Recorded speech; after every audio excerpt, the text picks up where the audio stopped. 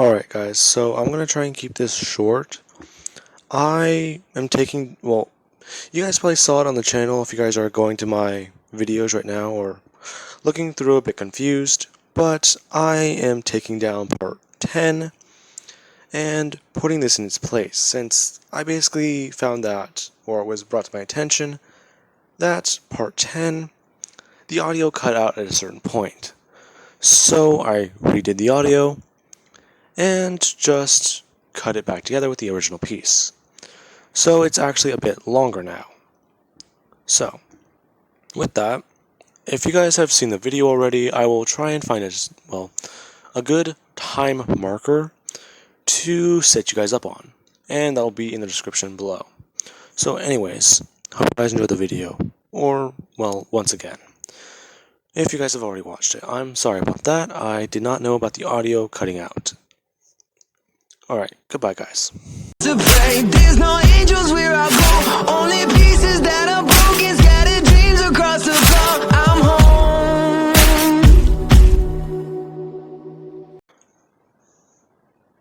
Alrighty, hello everybody, this is Kirushock here. Now then, whenever we last left off, Deku, he had just made a deal with Mephisto. And looking over the footage, I see that I accidentally said Zarthos. But I did not mean that. Now, let's continue. Deku, he would wake up, and he is getting a phone call. Around 6 in the morning. He's confused, but he would just slam his hand down on his phone and pick it up. I was asking, who is this? As he hears screaming. He just jumps up out of bed as he just asks exactly what's going on, is she okay? As Toru would just be screaming and she's excited. She would just say that she woke up today and she was visible. To which Deku would just think that that was fast. Wait, so how did this... what?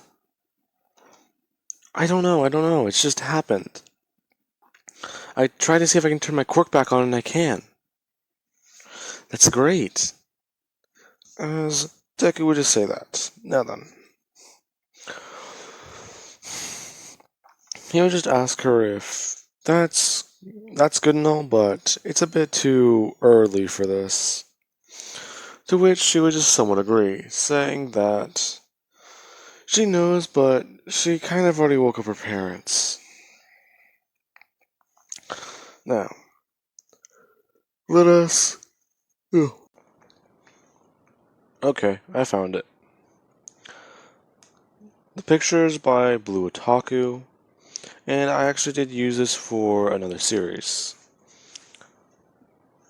This is what Toru looks like. Now then, let's continue. Later on into the day, Deku, he's still a bit tired, as he is walking to school. Hakakuri is doing the same, as they would finally meet up. Deku being completely surprised to see her. Not even noticing it was actually her until she walked up to him and started talking. Which really somewhat surprised him. Now, this is where they would walk to school together, as they would walk into UA. They would get in the class as I was telling them to get ready because they need to get changed and head out. They need to head over to the USJ. As he would just turn asking if she's lost. She would open her mouth to speak, and as soon as she does, Aizawa realizes exactly who this is. Now, everyone else is in shock and surprise that she's actually able to, be visible now. As that's going on, Aizawa would just tell Deku that he needs to go talk with Mr. Nezu. Oh, alright, what is this about? Well, I'm not sure exactly, but I know it involves hero business. Okay. Now, Deku, he would leave and he is told just to use his abilities to get over to the USJ later. Or well, just be careful with them. Now then, Deku would go to meet Mr. Nezu, as everyone would leave for the USJ. Now, Mr. Nezu would make a pot of tea and be talking with Midoriya, as he's asking him exactly what is this whole incident, to which Deku's confused. Mr. Nezu would just say that they have had a problem. Recently, since you've been in the UA, there have been a bit of incidents. People with burn marks and, well, different ideas say that they were attacked by the writer. These men are criminals, yes, they are not innocent. However, we do believe that you may have an involvement in this. To which Deku would just say he does not. Mr. Nezu would say that he is quite aware. However, they will need him to show his abilities to the police, and exactly all he can do with it, since they have somewhat of a depiction as to who the man was, and or assailant was who attacked. Now, Deku would just agree as soon as the police show up and see Midoriya, they would just say that this is clearly not the boy, which surprised Nezu. Now, the police officer would just say that the guy that they are looking for, he had burn marks, but it seems that he just had a fire quirk then.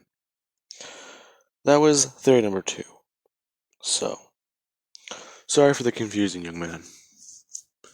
It's fine. I get it. Being an old vigilante was not easy, especially after this. Well, my quirk awakened to save my life. Ah, I'm sorry about that. I've met someone who's like that before. Never mind, just forget I said anything. As the man would leave. Now, before Deku can even continue, he would get up talking to Nezu for a minute, saying that he's sorry but he needs to go now. As soon as he walks out of the office, Ida would immediately run in, as not without realizing he would have pushed Deku out of the way and immediately start shouting to Nezu, saying that they need help at the USJ. Now, before he can even continue, he would immediately turn to Midoriya, saying, "Okay, good, you're here. Listen, you need to get to the USJ right now. Villains are attacking and it's going crazy." To which Deku's eyes will just widen, as he immediately tells Nezu to call whoever he can. Get heroes there. As he would run. He would immediately just run to the window, open it, and jumping outwards, as he whistles for his bike, while he's transforming. They would just watch as out of the ground a giant burst of fire appears with a bike, going up into the air and Deku landing on it, and or jumping onto it. As it would smash into the ground, he would begin driving away, as fast as possible. They would have watched this as Nezu is calling All Might.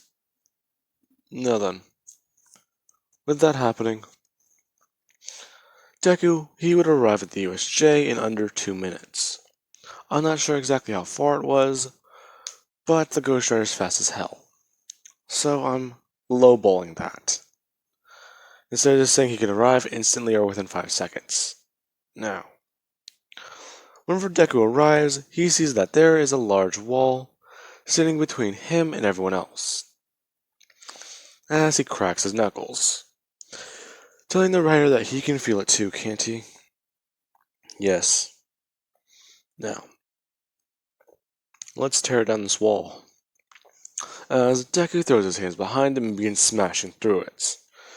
Meanwhile, let us cut to roughly around 20 to possibly 10 minutes before. Everyone has arrived at the USJ, and things were a bit normal. Toru being a bit of the subject, with people talking to her. asking her exactly how this happened. To which she just keep explaining that this kind of happened whenever she just woke up. It's weird and it's not normal for her, since she can already see herself when she's invisible, but this is a bit of a new thing. Now, she would be giving an explanation, as Aizawa would just say that that's good and all, but they're here. Now, afterwards, this is where their team would be giving the explanation. As Toru, she's still messing around and just twirling her fingers, as she's finally able to actually see them. She's thinking about if she should paint her nails or if she should get an actual haircut, because she actually just noticed a bit of split ends that she wants to get taken care of. So she just kind of put her hair in a ponytail today, since it's a bit easier. Now, while that's going on, this is whenever the villains would arrive, as she would see this. Aizawa would immediately jump in, and this is whenever the events would go similar to canon, with Aizawa taking out some of the villains and everyone being teleported away. However, this time Toru, she is actually with a different group. She is with Toru, she is actually with I was gonna say Uraka for some reason. She's actually just with Froppy and Kendo, as they're all on the boat.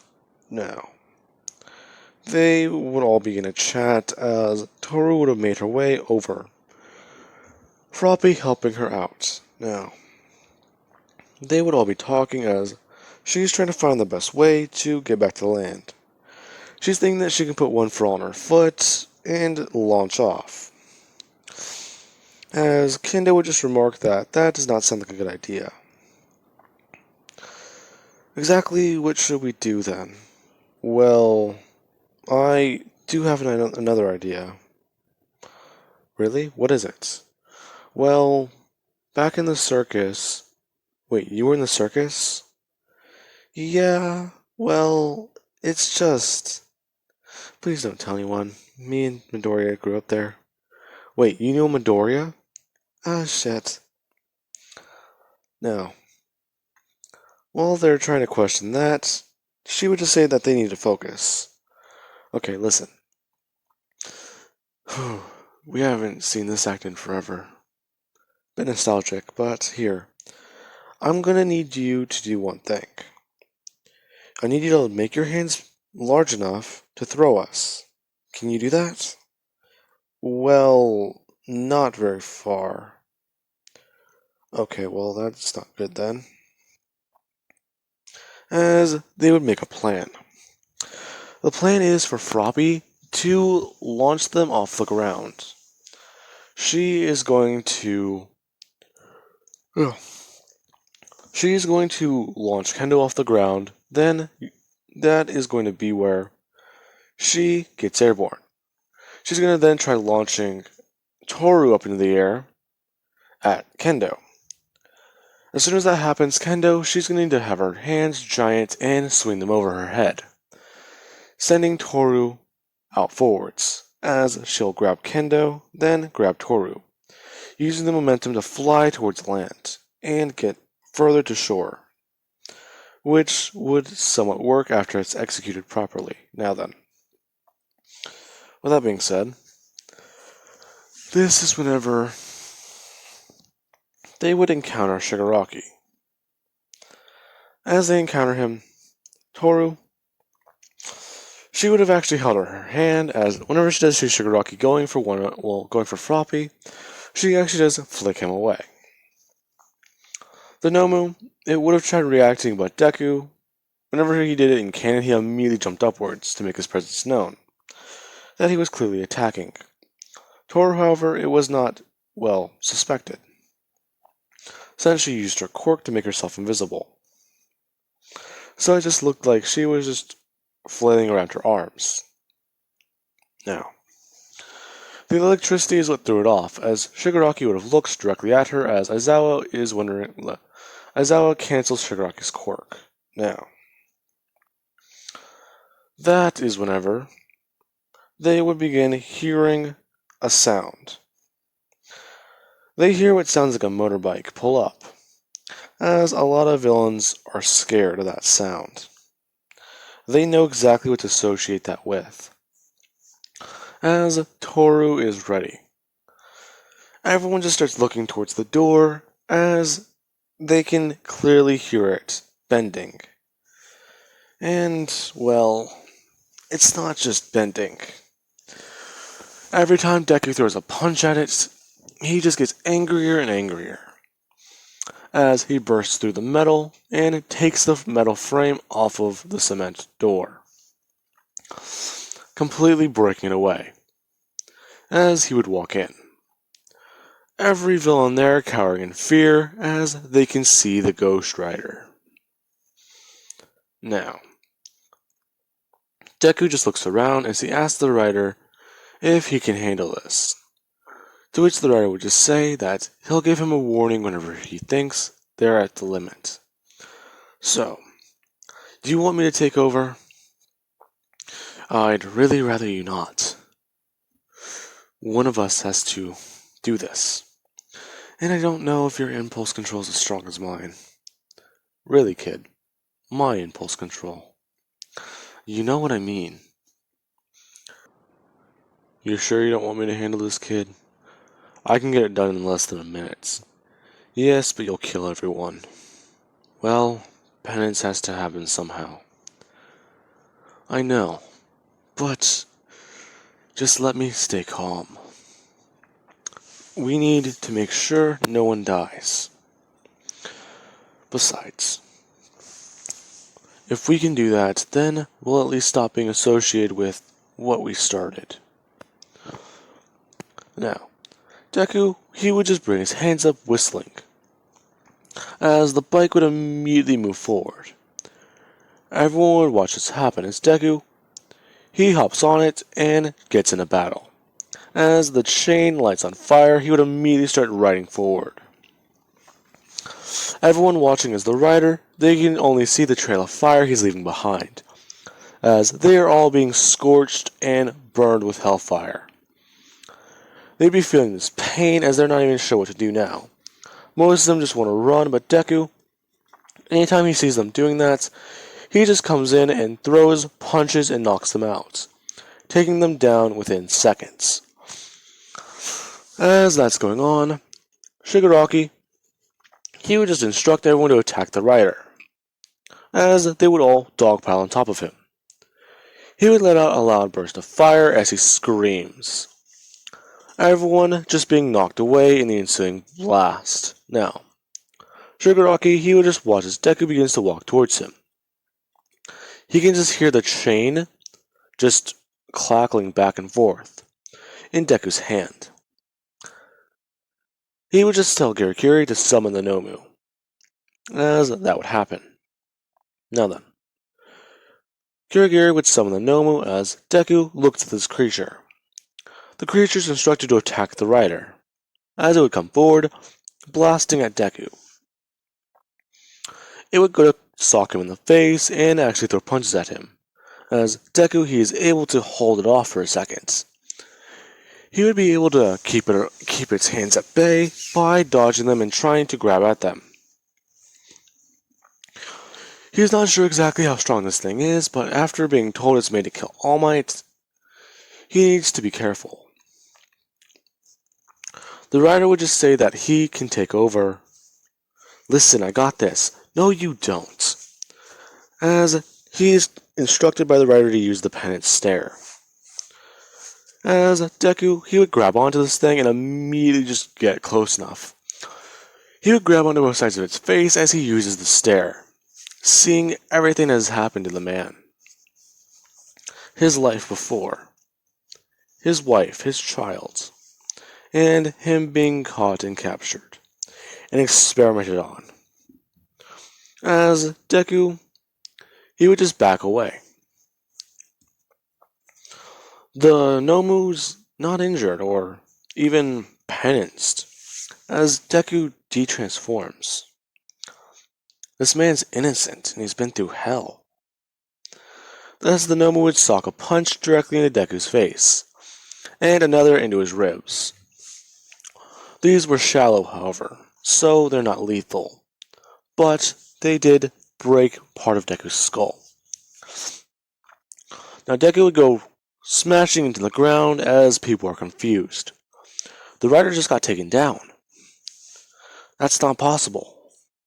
Now, after that happens, she would immediately run in as she tries to protect Deku. Deku barely being able to stay conscious,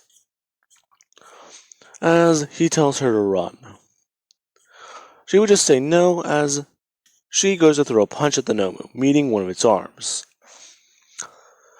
She would meet it with as much power as she can, being about 35 to 40% of one for all.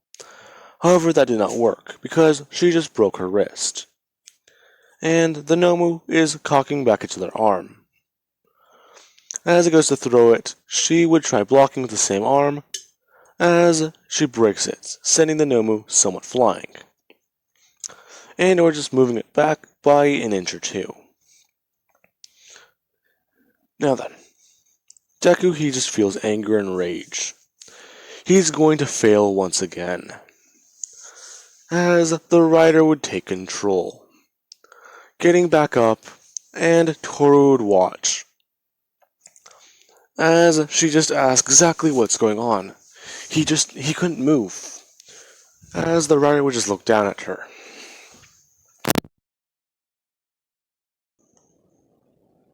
Now, the rider would begin to scream and just start laughing maniacally, as he would say that it's been so long since he's been in control. He almost forgot what it felt like. It's so fun. As Toru looks on with fear, Deku's not at the wheel.